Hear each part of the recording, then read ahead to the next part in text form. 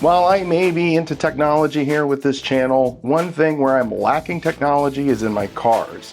And I wish that I could add something like CarPlay. Well, guess what?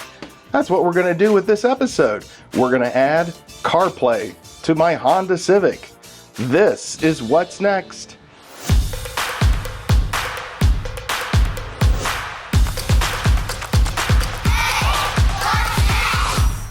Well, as you can tell, it's one of those generic Chinese-made CarPlay adapter screeny things. We have the nice color front here, shows CarPlay here, nothing on the side, again, made in China, nice image of a car, and some other info there. Let's go ahead and get this open. We do have a manual. I believe this is in color and in multiple languages, so bonus there. We have our screen, and it's a 7-inch, kind of like a wide screen. And what else do we have? We probably have our fun goodies, the device that we can connect to the screen itself. There is our DC port charge thingy there.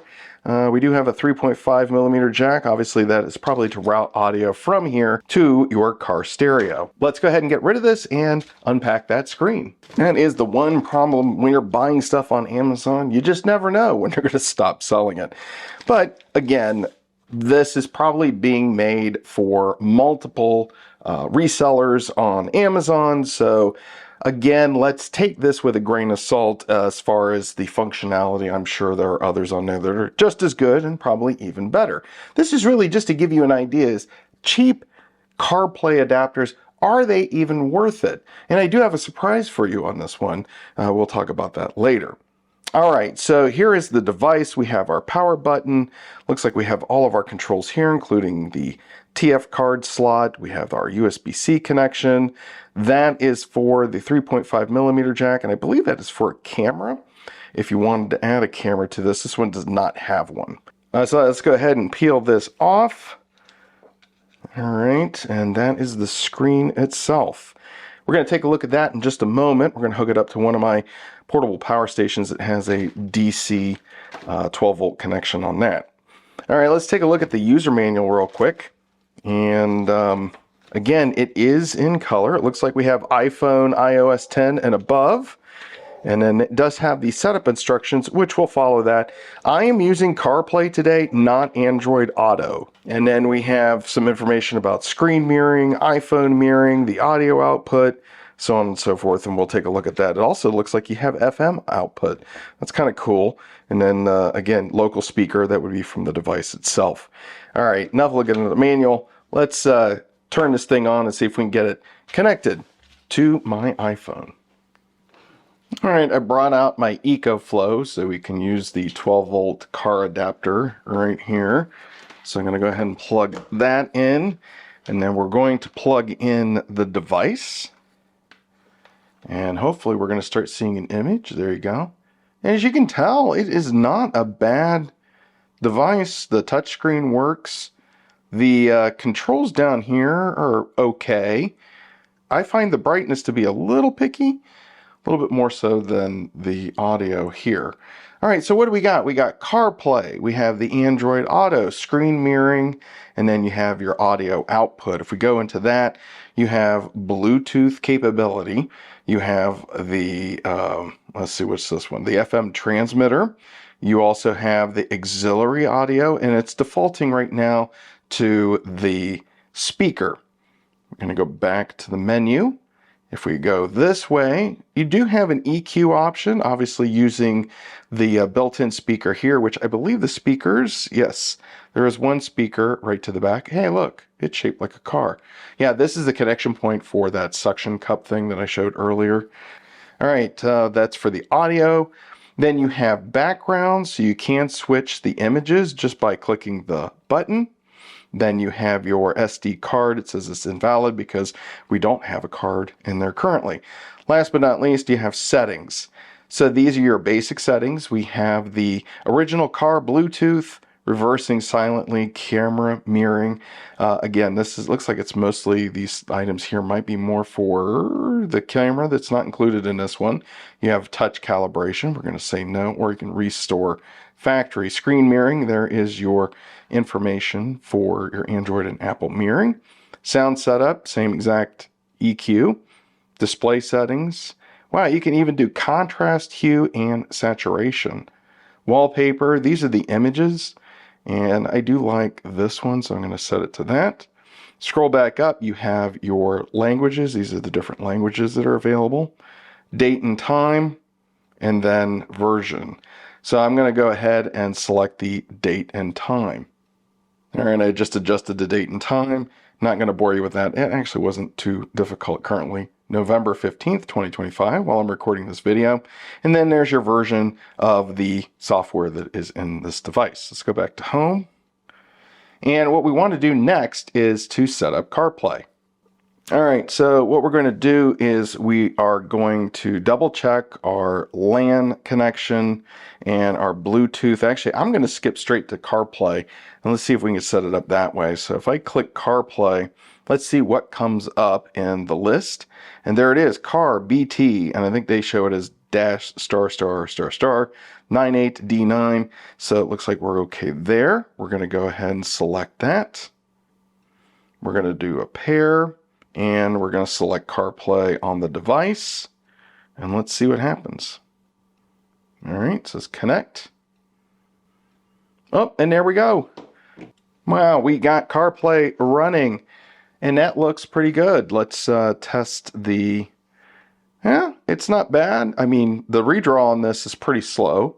But the overall... You can see there's some lag when I swipe. We have the button up here, which is basically for your audio and your brightness. So you can just click that and it closes that. If I click that, we can go into dashboard, and then there's your widgets. So you can just look at that if you want. Obviously, for me, what I want to do is I want to use this for my maps. Oh, and by the way, that's what we're going to do. We're going to test this out on a very long car trip. And I'm going to be able to at least give you some updates as I'm going along on the trip, and then give you a final wrap-up when it's all done. What a gloomy day for this test. There's the CarPlay screen, and I have it plugged into the DC port down here. I opted not to use the auxiliary, mainly because where it's located at, the cable's a little bit too short. And I prefer it here as opposed to over here. So we're going to try it. We're going to see what this is like. Let me get the car turned on and get everything set up. Hopefully we're going to use Bluetooth today. Well, I lied. I ended up using the auxiliary jack. So it is plugged in. I could not get the Bluetooth to work with this Civic stereo. I do have the CarPlay says it's ready to connect. So let's see what happens here. Sorry for all the shaky cam. There we go. And we are getting music. And we're going to turn that down so we don't get a copyright strike.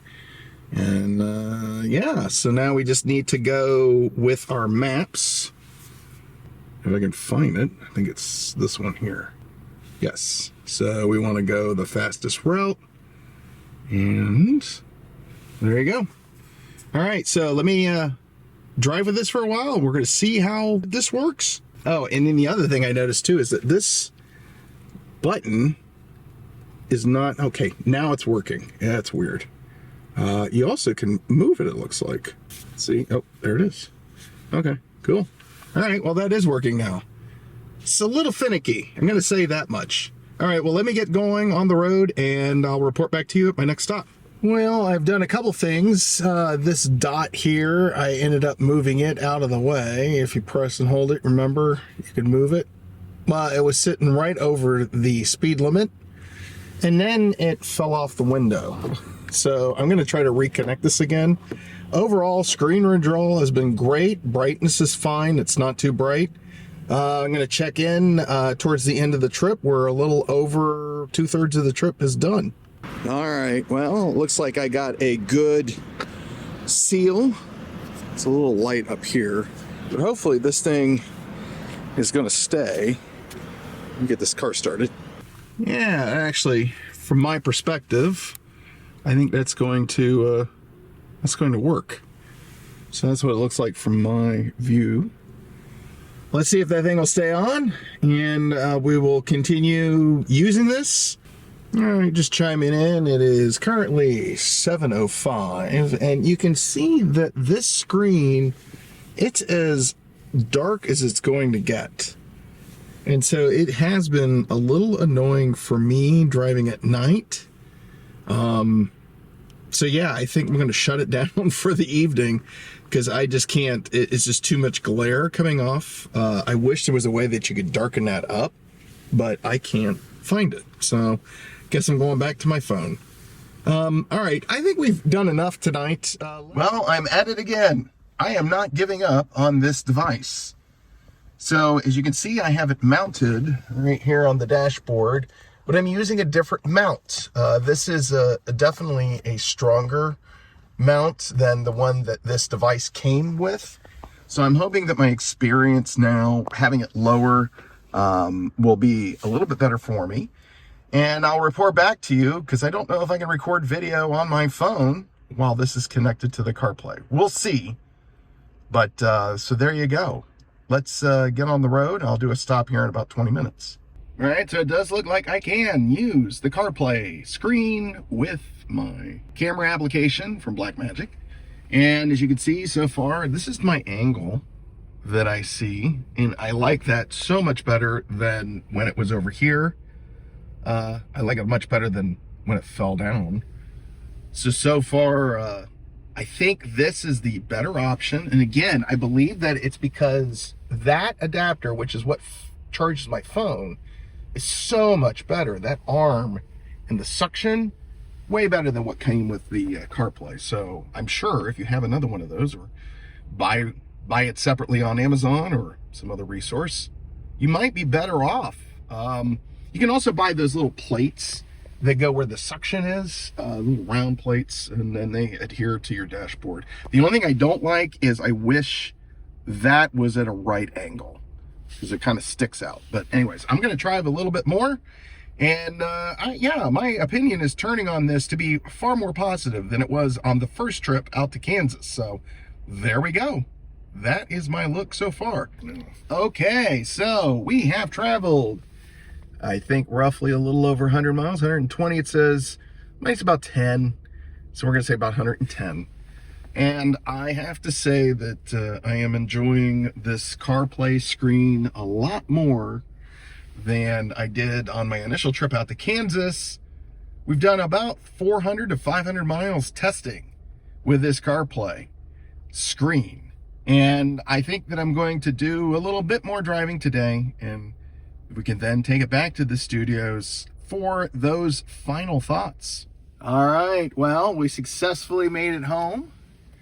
As you can see, the CarPlay screen is still running, and we went about another 100 miles. This test was far more successful. I'm going to say that if you get one of these, just make certain that you replace that, the little arm thingy that's back here.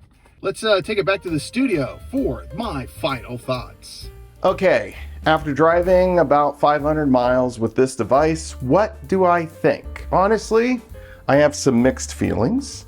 On one hand, I like the ability to upgrade an older car with a wireless Apple CarPlay and Android Auto device. The biggest advantage to upgrading is the larger screen, which was much more helpful when viewing the routed trips in maps.